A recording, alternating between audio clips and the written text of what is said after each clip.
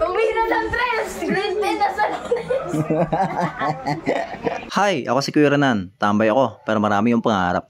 Pangarap ko yung mama na walang ginagawa at kung paano gagawin yon. Nako, hindi ko pa rin po alam. At ayun, sadyang napakabilis nga ng araw mga idolo. Pasukan na naman pala ng mga estudyante. Siyempre, kakakibat ng balik eskwela, yung samot-saring gastos mga lodi cakes. Especially sa mga school supplies. Pero wala tayong magagawa. Of course, kailangan natin bilhin to. Buong katotohanan, sobrang busy pa namin ni Commander kasi hindi kami matapos-tapos sa pag-ayos dito sa bagong bahay namin nilipatan. Pero kailangan namin isingit sa schedule itong pagbili ng mga school supplies kesa naman sa mag-haul kami sa oras. Pa naman sa mga pinakaayaw kasi makipagsiksikan sa rush hour. At syempre, kung mas maaga ka mamimili, mas marami ka rin pagpipilian, di ba? At ang pinakauna nga namin na pagdesisyon ng bilhin is mga notebook, mga papel, tapos bag. Yeah.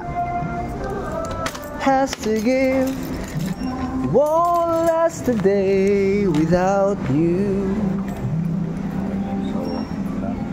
Mahal, walang artista? Artista notebook? At ikaw, ito puro artista notebook ang uso. Nakulod lang kaan.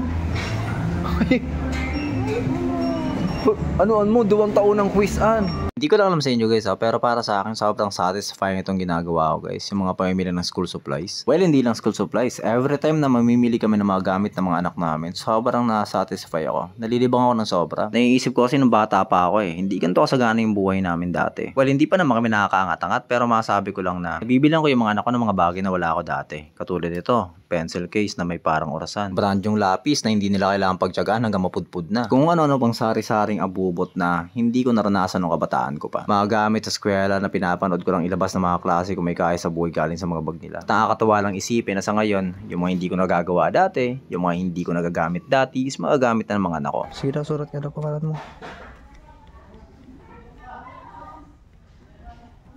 Sana all, ganyan kang surat. Ako man daw.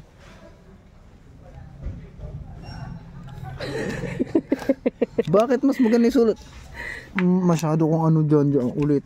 Hindi mo. Masyado kang judgmental Hindi ka daw. Okay man baga Iyo mo, ika lang baga nakabasa kaan. Grabe ka sako. Bago nga pala kami umalis, nagbilin yung aking maliit na prinsesang si Pia ng toys daw. Okay, so ayan, bumili tayo ng laruan. Kailangan isingit yan mga lodi. At gaya ng sabi ko, isiningit lang namin ito ni Commander sa schedule namin. Kaya medyo late na kami nakalis at naabutan na kami ng pagkasara ng store. Kaya naisipan namin yung ibang kulang sa susunod na lang. And after 3 days, nakabalik kami mga idolo at ito yung nabutan namin. Sheesh, siksikan. Pwede mong kuanan? Dahil sa trabaho?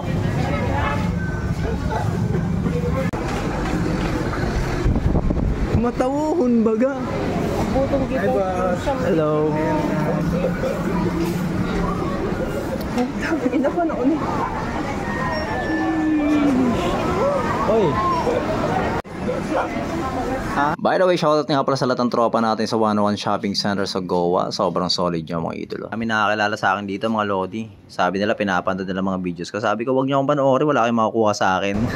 Then guys, first time namin sa escalator ba? Joke lang. First time ba, escalator. Ito pala escalator. Para ba ito ng calculator? Oh my goodness. Diyos mio Marimar. There's a lot of people in the Philippines. So, ngayon lang to. At ayun, nangyari na yung pinaka-iniiwasan ko sa lahat. Naku, napakaraming tao. Okay, so yun, masyado maraming tao. Daming pila. Wala, pasakan na bukas eh. Okay na, kaya naman natin pumila. Willing to wait po. Marunong naman ako mag-antay. Willing to wait. Ako yung kitang dumana. At so ayun, sa pangalawang biyahe namin ni Commander, ang target namin dito mga lodis, mga sapatos. Lala ko nung bata pa ako Especially nung high school pa ako. Mabibilang ka lang ng bagong sapatos pag wasak na talaga yung sapatos mo. Yung tipo nakalabas yung kalahati ng paa mo. Which is naiintindihan ko naman kasi hindi naman ganun kaganda yung buhay namin dati. Pero syempre kahit medyo may pera na ngayon, hindi na makabili lang ng gamit. Syempre lalo pagdating sa sapatos, kung meron pa silang pwedeng gamitin, gagamitin mo nila yon. Pero pag may sira natin hindi na pwede ipaayos, ayun, papalitan na ng bago. Pero syempre kahit gaano ako ripot guys, pagdating sa mga ganitong bagay, hindi talaga may iwasan na paminsan-minsan is pasimple kong mailabas yung paghihil ko sa inner child ko. Diba? Parehas mo itakula. Ito. Blessing. Dumana sa inyo. At di ba gaya ng sabi ko, umalis kami, hindi pwedeng uwi kami na walang dalang laruan doon kay Ate Pia. So ayan, naghanap ako ng, hindi ko alam kung ano to guys, pero parang pinagpapatong-patong siya. Basta hindi ko maintindihan.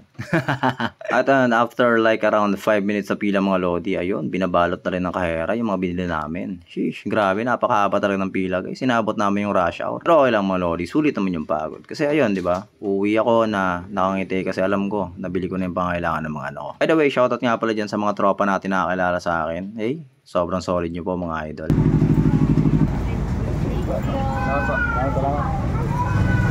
Okay, isa't kalahating shish! Ano kurikos na akin. Magkurikos ka daw. Okay guys, nakarod silang Ong Fam ngayon. Nahilig sa Ong Fam yung mga bata rito. Ito na yung mga gamit nila. Konti lang pero susukatin natin. Gusto mo rin? Ayaw? Wala kami binili sa'yo. Mayo ka man, dahil ka makabali. Sukat. Ano Now, for the moment of truth mga lodi, ang tanong, magugustuhan kaya nila? Well, wala naman silang choice. Kailangan nila magustuhan yan, whether they like it or else. Trish, ang chicks mo na.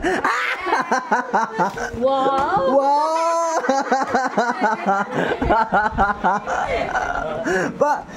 Bakit ba ang chicks mo dyan? Okay na? Okay na. Asan sa palda mo? Sige daw, try mo daw palda. Magpalda ka lang. Itry na daw, taro lang. Tayo namin sinusukat nga namin, wala akong magawa kundi pagtripan namin yung dalaga ko na mas dalaga pa sa akin umasta. Panin daw. Sheesh! Pwede ka mag-medjas. Try mo daw. Ano yung tsura pag yung medjas? Kapal! Ako naglalaba kang bado daw. Hoy! Hoy! Nagbubuses! Malamang. Sadik pa dangugan mo sa din naglalaba. Ah! Yeah. Okay. Okay. Sige daw. Sige daw. Panusutindog na, no? Panusutindog na pang chicks.